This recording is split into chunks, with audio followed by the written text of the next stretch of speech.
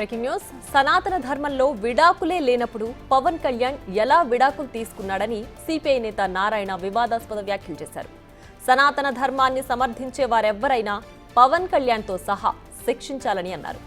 సెక్యులరిజంని నాశనం చేసే సనాతన ధర్మాన్ని పాటించే వారిని శిక్షించాలని చాలా ఘాటుగా విమర్శించారు.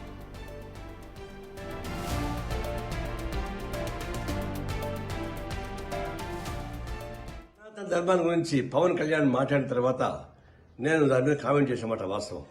అయితే నా కొటేషన్ తీసుకొని 3 పెళ్ళని అని చెప్పేసి మాట పెట్టుకొని నా మీద విమర్శిస్తున్నారు. నేను దాని జోలికి పోలే. సనాతన ధర్మంలో విడాకులు ఉంటాయా నేను అడిగిన ప్రశ్న అది. సనాతన ధర్మంలో విడాకులు లేదు. ఎందుకంటే ఒకసారి పెళ్లి చేసుకున్న తర్వాత భర్త ఎంత వేధించినా, ఎంత ఏడిపించినా, వాడు ఎంత యథోపనం చేసినా అతనితోనే కాపురం చేయాలి. భర్తని వ్యతిరేకిస్తే ఆయన పాపానికి పోతారు అని, భర్త చనిపోతే చితిమంటలపైన భార్యని కూడా తగలబెడతారు అనేది దాని సారాంశం.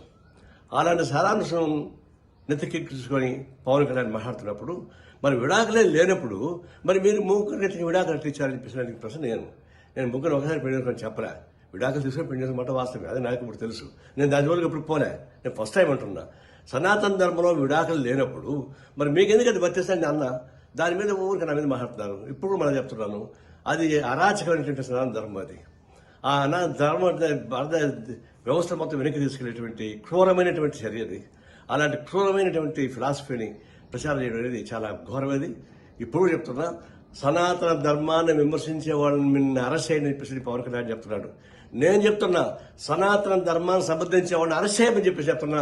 పవన్ కళ్యాణ్ సహా అరెస్ట్ చేయాల్సిందే. అది మన సెక్యులరిజానికి, ప్రజాస్వామ్యానికి, మన రాజ్యాంగానికి అర్థం పట్టే పద్ధతిలో ఉంటుంది. కాబట్టి సనాతన ధర్మాన్ని విమర్శించే వాళ్ళని కాదు, సమాధానం సమర్థించే వాళ్ళని చర్య తీసుకొని కోరుతా ఉన్నా.